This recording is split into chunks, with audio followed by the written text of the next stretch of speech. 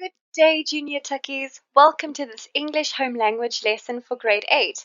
Have you ever wondered what the difference is between a fact and opinion? Well, we are going to be exploring that today. My name is Miss Langtree, and I'm going to be your English teacher today. Let us start our lesson off by discussing what is a fact. Well, a fact is a statement which can be proven. Through objective evidence or science, a fact is established. So let's look at this. Evidence or science, okay, is how you establish a fact.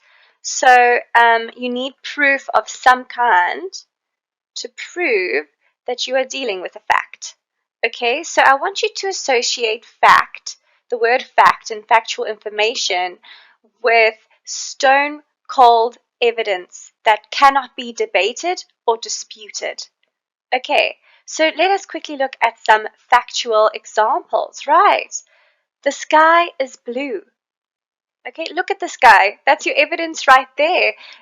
We can open a debate about what is blue, but that would become very poetic, and I'm not sure, So that is a fact.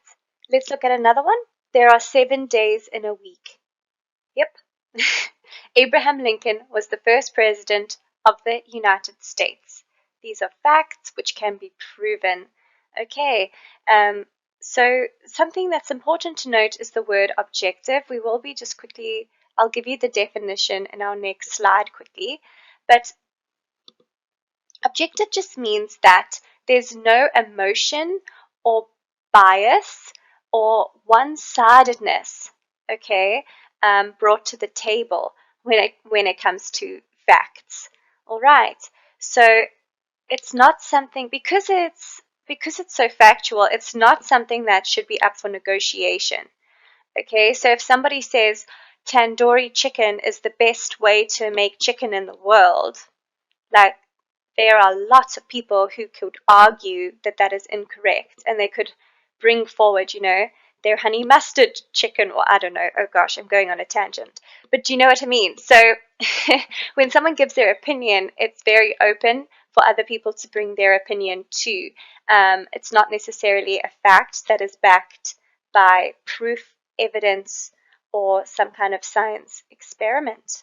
Okay, it's impartial, which just means it's on the fence. Not on the fence, but it's not one-sided. It's very much just looking at the evidence and then drawing a conclusion from that.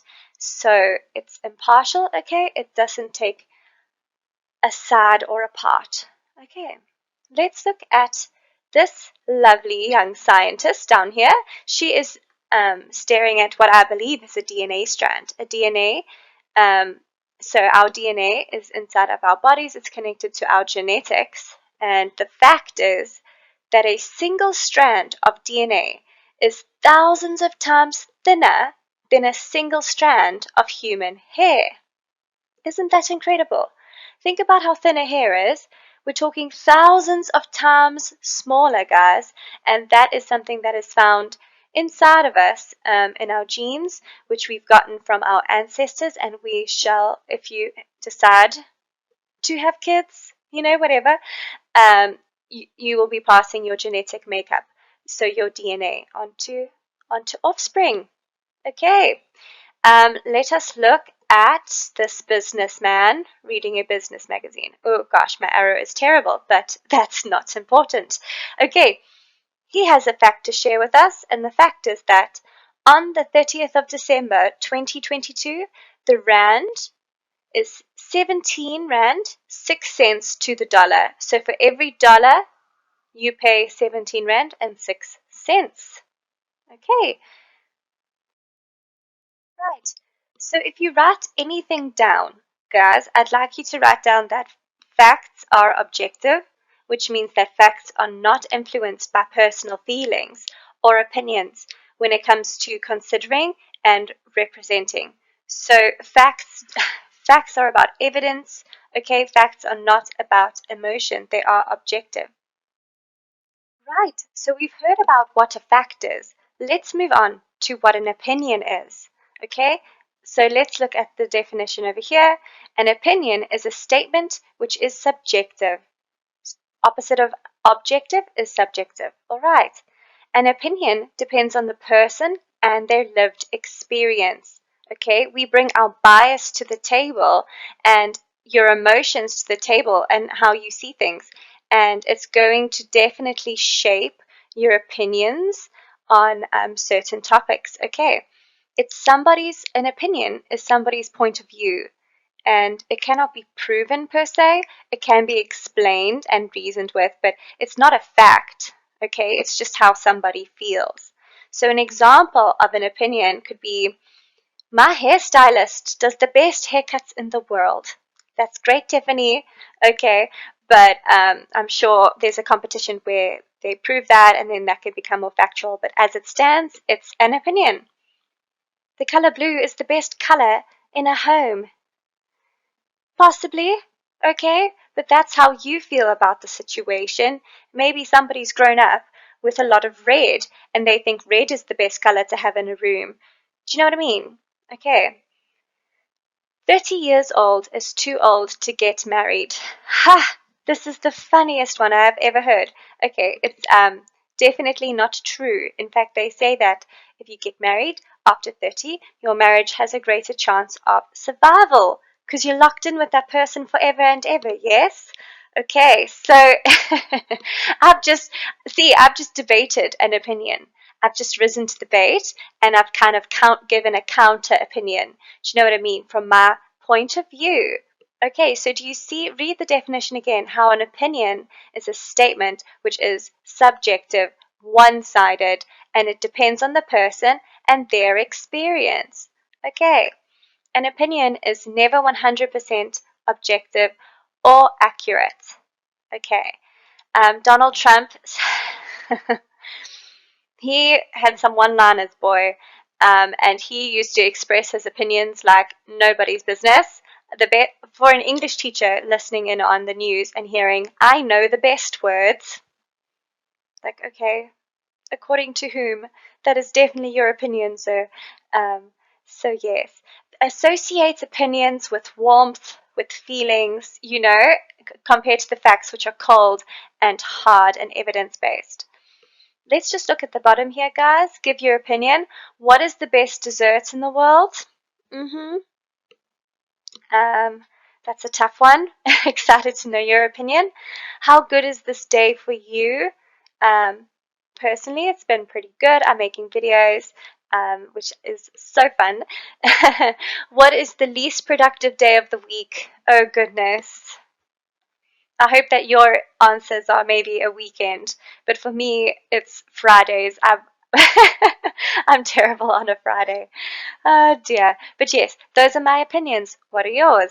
Okay, guys, so let us look at the word subjective now. Basically, it's based off a viewpoint. If someone is saying something subjective, they are giving their personal opinion. Okay, you've got to consider the subject, therefore, because if someone's giving their personal opinion, you have to consider the person, their viewpoints, and where they'd stand. Okay, and because of that, it's an opinion. A subjective opinion is not impartial. Okay, impartial means open-minded to the evidence, to the facts. It's the opposite of that. Okay, it's coming from a personal opinion. It's coming from a subject. For example, a school principal would say littering is unacceptable. It would not be out of character for us to see a school principal out on the field or, in the school corridors asking a student to please put their litter in the bin. It's not something that would be out of the blue, because we know the subject, a school principal, will personally want to see the school as a clean space. And guys, there is reasoning behind that. A clean space for everybody is more conducive to learning. It's more beautiful, which brings us more happiness and more calmness as well. So you can definitely not blame the subject, being the school principal, from personally saying, littering is unacceptable. But unfortunately, littering is not acceptable is not a fact. It's a subjective opinion. Some people think that littering is fine. Can Can I strongly urge you to reconsider and to think about how beautiful it would be if we all lived in a clean space? Whatever. Okay, so subjective, okay? Opinions are personal, they're not impartial, and they are the opposite of objective. So, one day you are going to have to do a newspaper article, okay? And it's very important that you keep it objective. And when you're starting to read news articles, if you see them around, I strongly urge you to note, is this an opinion piece? Is this someone giving their one side to the story, or is this an objective, factual piece of information? So, when you write a newspaper article, your readers are interested in the facts surrounding the news. You need to keep yourself out of the story and be impartial. Impartial means that you are neutral and don't have an opinion on the story. Okay? If you offer your opinion during a news article, your readers will not trust you as a good source of information because they'll start to doubt and they will start to assume that you are only giving your side of the story so that they have a bias and subjective opinion on the matter. Okay, so news needs to be objective. Thank you so much for tuning in, everybody. I just wanted to leave you with a quote. It says as follows: facts do not cease to exist because they are ignored, by Aldous Huxley. That is something to think about because facts are based on evidence and proof, so they are in this world. So, yes, do not ignore the facts. I hope that you have a lovely day further, and thanks again.